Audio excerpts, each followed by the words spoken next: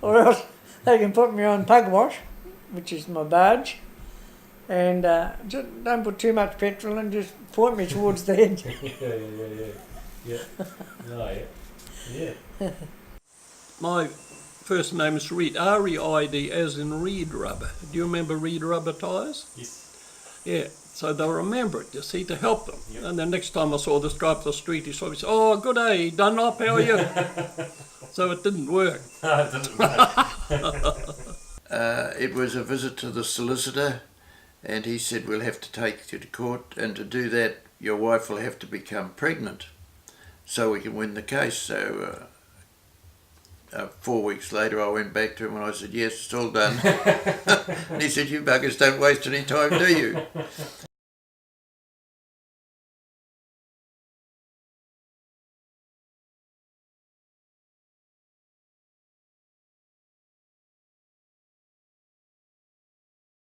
Well, yeah, Errol E.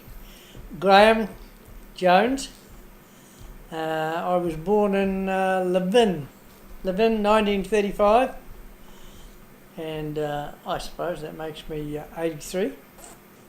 And my grandparents had a big 2 or 3 storied accommodation complex called Wisteria Lodge in the main street of Levin, with a blacksmith shop right next door. Oh, yeah. Which was my first occupation, sweeping up the whatever's in the blacksmith shop. Yeah. At about age 7. But yeah, we were, and my dad was a designing engineer, and he worked at Ohakea Station, Air Force Base. He designed the big hangars there. Oh, yeah. Well, yeah. Yeah, And he was a smart sort of a dude.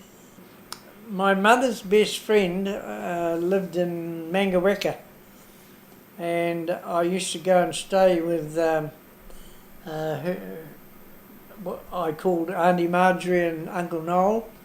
They weren't actually related, but from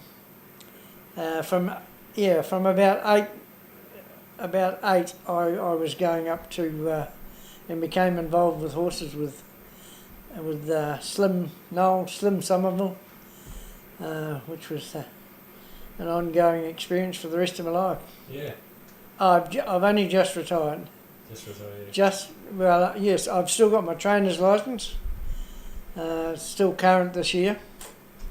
But I gave up my driving license. I didn't renew it this year. So tell us a bit about your current situation nowadays, and what you get up to. Well, it's a pretty desirable situation. I found this property 21 years ago when we came back from Fiji. We were blown out of the Pacific by a cyclone and lost our factory over in Fiji. And when we came back, I became acquainted with the guy that was here, John Baker, and subsequently John asked me to come and do my horse thing here, which was 21 years ago, and I subsequently established, within 2 years of that, I established a private training establishment, and I was for the next 15 years I was training students for it was a private training establishment, and I just retired from that probably 5 years ago. Very successful. Yeah. And now I'm operating the property in an arrangement with Tim Williams, and who's invited me to stay here until I die, which is quite a handy arrangement. Yeah. And so I've told the family that when I fall off my perch, they can take the post hole borer down to the beach, put a hole in the ground, pop me in feet first, put a fishing rod in my hand, put a blanket over me and leave me there. Or else they can put me on pugwash, which is my barge, and just don't put too much petrol in, just point me towards the edge. Yeah. No, yeah. And and that's what you do. That's what I do. I operate the property as a farm, and still, and we just call it a paradise. So It is. yeah, how lucky can you be? Yeah, my name is William Reid Calder. I was born the 23rd of the 11th, 1925. What up, was born in Matamata. My father had a farm there, and I was there till I was about, I got married from there when I was 22, and went sharemilking 3 different jobs around Matamata, and then finally bought my first farm up at Kinleith. Sold that and took 50 acres part payment at Elstow. Sold that after 2 years and bought 86 acres at Karapiro. Sold that and bought 140 acres at Rotorangi, where we lived for 25 years. And built a house in Cambridge where I'm sitting now, and 1996, and my wife died in the year 2000, and I'm still here. Aren't I the lucky one? Oh yeah, well I drove truck, 6-wheeler trucks when I was young, and different jobs, sold gates, took gates round with a Bel Air on a big trailer and got 30 shillings for each gate I sold. But farming was all my life, and then we put a sharemilker on at Rotorangi and sold real estate for 20 years. I sold farms and my wife sold houses, so that was good. We had enough money to race a horse, but it wasn't fast enough. It was just a bit slow. You have a big family and 4, we had 5, 1. We had Anne, and our little baby died after 4 hours. It just couldn't get breathing. Probably nowadays they could have saved it, but we've got 4 lovely kids. And I'm lucky to be able to say that the 4 of them, all with their original partners, 3 of them in Cambridge and 1 at Tauranga, so I'm very lucky that way, yeah. And you just tell us a little bit about your current situation. So you're just, Well, what's you sort of get up to during the day, or? Well, when I lost my wife with cancer, and then my next partner after 4 years, I said to Anne, my daughter, I don't know where to get another partner or motorhome. And she thought for a while, and she said, Dad, get a motorhome, you'll always have it. So I did. So each month we go to a rally in what's called the Freewheelers Department of the NZMCA. Have them all over the country, and we have happy hours and dancing. I play for a lot of the dancers. And I pot around here, see a lot of the family. My Vicky comes round each Thursday night, and see her once a week. And Brent's at Karapiro, see a bit of him, not so much. You only see your sons when they want to borrow something. All right, yeah. Well, there's an old saying, your daughter's a daughter for life. Your son's only your son till he gets a wife. Right. Which is sort of true. Yeah, Yeah. that's right, it is, My age is 93. Oh, my name is Mac Saber. I was born Andrew MacDonald Saber, but from my date of birth I was known as Mac. This has caused a little confusion of late since coming over here and wanting the first name, but don't worry. I was born in New Plymouth in Clemo Road at my auntie's house, and from there we shifted up north to Kaipara Flats because my dad was postmaster at Kaipara Flats, which is roughly 12 or 13 k's from Warkworth. Country place. He did every government department was under the duties of the postmaster, so he was a very versatile man. Communication was by Morse code on a post office clatter box, and I went to Kaipara Flats Primary School when I was 5, and as the house was next door to the railway marshalling yards or small yards. There was a sale yard adjacent, and my mother reckons that's where I learnt to swear, and I've never forgotten. My mother wanted me to be a doctor. Why, I don't know. It was a professional career, and that wasn't in my line. But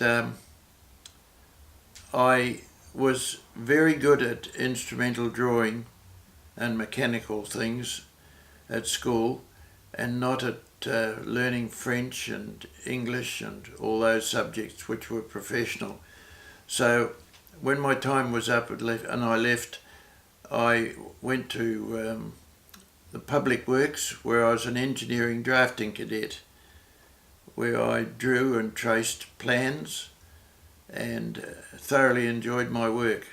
The war was in full swing, and of course that changed things.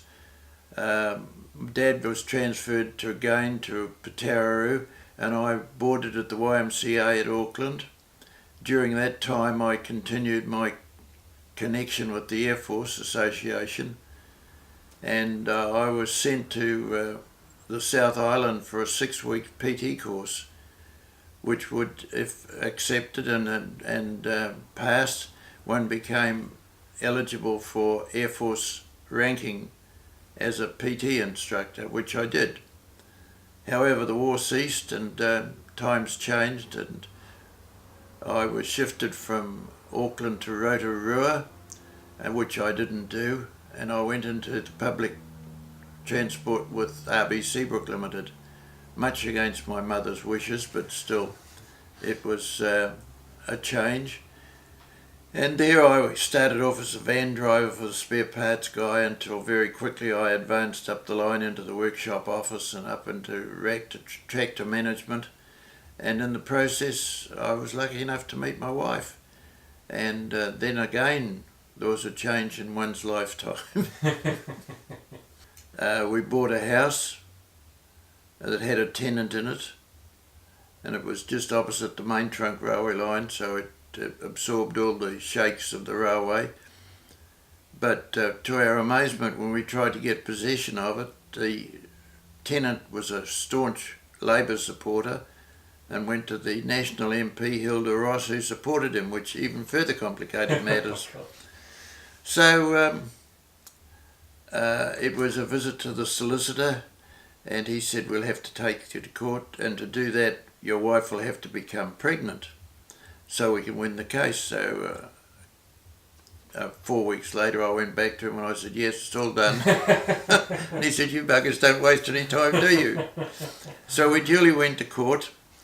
Fortunately the judge was a supporter of the scouting movement, and I happened to be wearing my scout badge. So we won the case and got the tenant out, and we moved in. From there we upmarketed and went to Varden School in a bigger house, and again another change of direction. Our girls, by this time we had 2, Jan and Tracy, as planned. They were 2 years apart, and I think the idea was to wait for 7 years and have another 2, but that didn't work. 3 girls was enough for Viv and far too many for me, so we stopped at that point. I'm in Hamilton, and we are on this corner section with 2 daughters and a corgi dog, and I was given the opportunity to leave Seabrooks and join the staff of Vesta Batteries, which was an Australian company. I had certain financial perks that went with the job, which was good, got us on our feet a little bit. So I was supposed to be home a week and away a week, but it didn't always work out that way.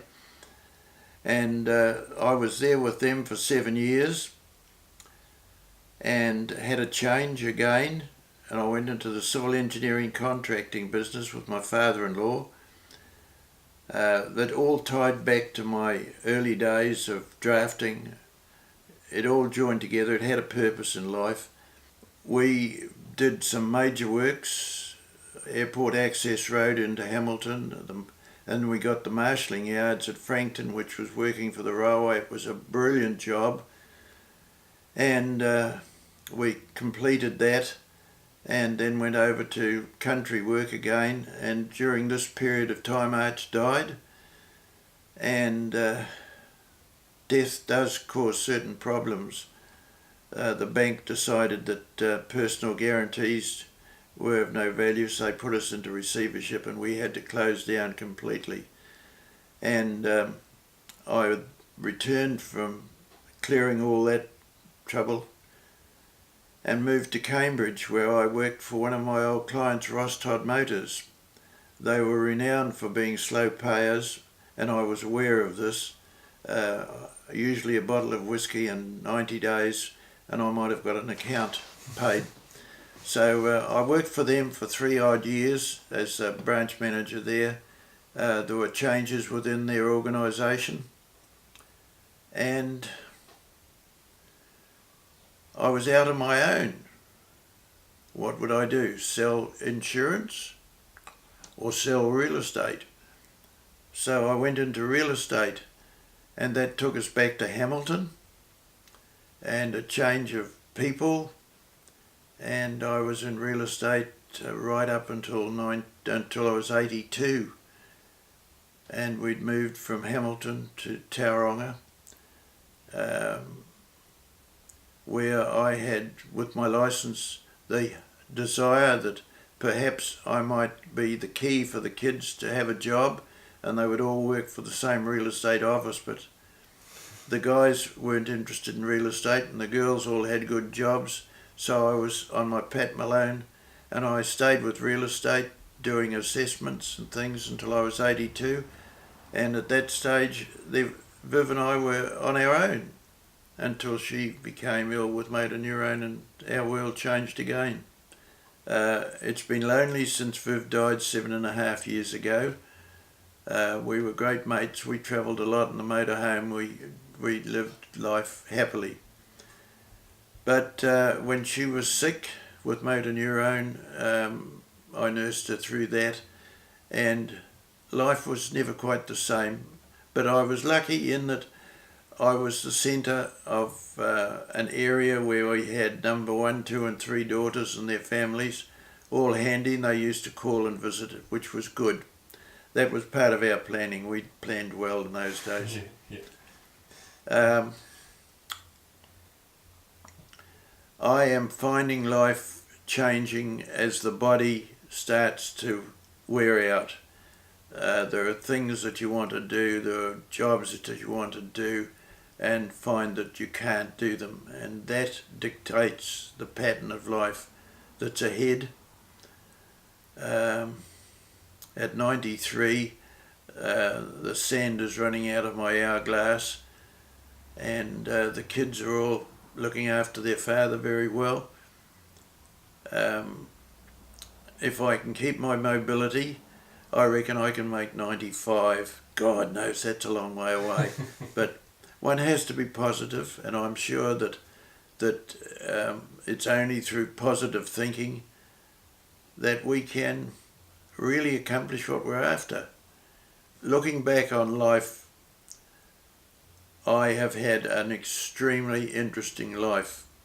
Learned a lot, did a lot, and enjoyed life.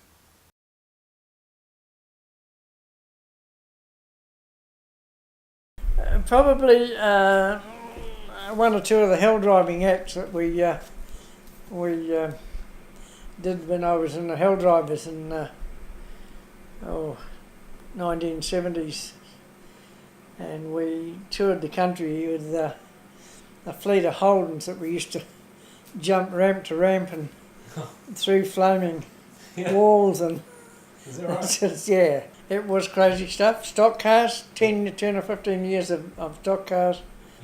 Yeah, all crazy stuff. Yeah. Never forget. Can I phone a friend?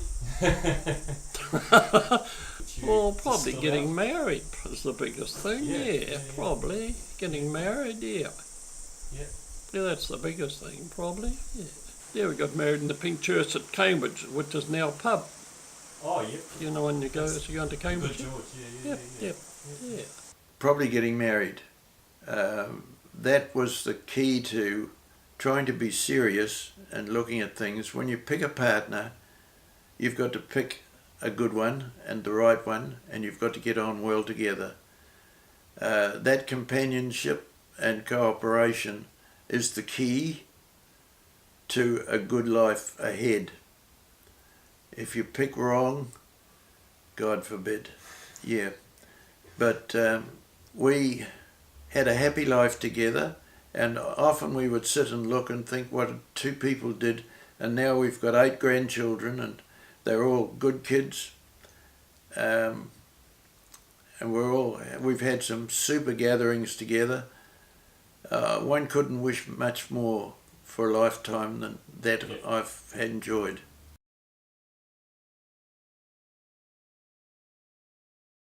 I'm pretty open. I'm a bit of an open book. What you see is what you get. Everyone knows everything. Good sense of humour. Yeah. And PMA is the go. Positive mental attitude. That's it. Definitely. Yeah. Definitely, that's the way to go. Yeah. Oh, I see. Hidden secrets. Yeah, is there something... Well, do you think I've got hidden secrets I should tell you? No, you don't have to. Everyone might know everything already, but yeah. No, I don't, because they know what I do, yeah, we're pretty open, yeah. No, there's nothing like that, no. Yeah. Hidden secrets, no. Yeah, my age. How old are you? I'm 93. They all think you're younger. not. Eh? They all think you're a lot younger. They all reckon I'm about 20 years younger, and it's quite humorous really to see the reaction. But it doesn't bring any bonus points. No.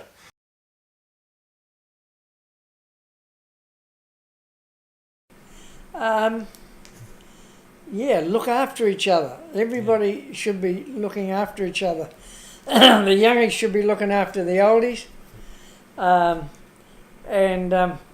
It's such a crazy world out there now. It's a bit frightening to think what we're leaving the young ones. Yeah. But yeah, look after each other, and never say never. There's no such word as can't. Yep. Well, I've always be honest and punctual. That's what we are brought up to be honest and always tell the truth and be punctual, which is very important, I find. Yeah. In short, that's what, yeah. Yeah, very important. But you teach them a bit as you go all along the line, you know. It sort of happens. You don't talk to them once and that's it. You tell them as they get older and help them along, yeah. And they've all turned out good, so that is good, yeah. Yeah, we're very lucky. Yeah. I was thinking about this the other day, Brad, and the answer that I came up with was always remember, whatever you're doing, always be able to remember what you did and where you went the next day. And if you can stay in that stable state, you won't come to too much trouble. That's right. It's remembering the brain that you drank too much or didn't drink enough. It's very easy to drink, you know, and then you lose contact with what happened yesterday. Yeah, well, that's right, yeah. And then all that I'm pretty up with most of it. What I've seen. But I can't be bothered with it. Yeah. And I get a bit concerned for the young people for the amount of screen time and hey, I don't have a problem with it if that's what they want to do, but it is a bit frightening to me. Yeah. And they don't seem to do anything but lie on the bed with the screen, and which is it troubles me. Oh, I love the new technology, yeah. The GPS is amazing. You know, Google, you can look up anything. Yeah. I've got a stock whip and a cracker came off, and you never find them because they come off in the crack, you know? Yeah. And I forgot how to tie the special knots. I thought, Google will tell me. And I looked up Google and there's 6 ways to tie knots. So there you go. the GPS on the car to find your way, that's staggering, yeah. And what a little phone will do, that is amazing. It is, yeah. Yeah, I've heard you're teaching the younger ones how to use the phones. Oh, well, some ones who are not very clever. Yeah. No, I'm finding that new technology, even though I love technology, I find that it's racing ahead of me. It is going very, very fast, and the ability to keep up with it is not easy. But anyway, I still come back to my thoughts of when I turn 90, that all the kids that are growing up will be born deaf, and I think with the use of mobile phones there'll be further problems. Born deaf with their telephones, and Yeah. the noise level is huge today. Yeah. And music and everything has to be real loud, and it has an effect on their hearing, whether it's intentional or otherwise. Yeah, that's right, yeah.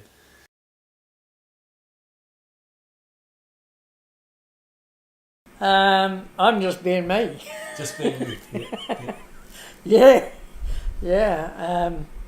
And I've had a wonderful, wonderful life. I've done a lot of crazy things in my life, but I have a wonderful family. Very proud of all of them, and so yeah, I'm at peace with myself and the world. Excellent. Yeah.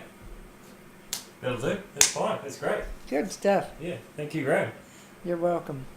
Well, music, yeah. Music. And dancing, I love dancing, yeah. Yep. A lovely dance partner, Tauranga, goes to the rallies. He's so light on the feet, she's like a butterfly, you know? Yep.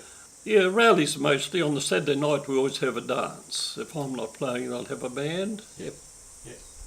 And that's what I enjoy doing the most, probably, yeah. Yeah. Oh, that's good. That's great. When you're young, it'd be different, it'd be sporting things, but as you get older, your likes change, you know, and you slow down a bit and do other things. Yeah. Although I met my wife at a dance, and I tell people, I tell people, the ladies at the freewheelers, I've got to be careful who I dance with, because at the Victory Ball after the last World War in the Matamata Town Hall, I danced with a girl, and took her home and slept with her, and they all go, oh, for 52 years. Oh, that's all right. That's right. So I've got to be careful who I dance with now, but I don't think it'll be that long this time. Yeah, right. Yeah, Yep. right. Yeah. Oh no, I love my music. I play for dancers, and I'd spend an hour each day practicing new songs or different chords. Yeah. Oh, yeah. I don't know what I'd do without music, because I don't read at all. Yeah. Even though my name's Reed, I don't read, you know. Yeah, that's right. Yeah. It's an awkward name, because a lot of people introduce me and they say, this is Reed, yeah.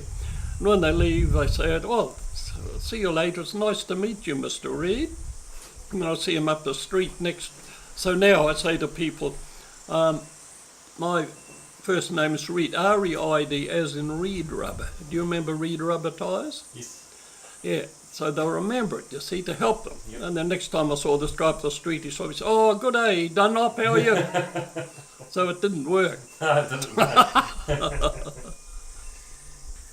Oh, well, that's all I wanted to ask you. Oh, well, that's good, yeah. Yeah. Well, thanks for that, Brad. No, thank you. I suppose when there aren't any problems, one can be happy, and that sort of drifts you into the fact that when you go to bed, you go to sleep, and you're out of action for a number of hours until the next day.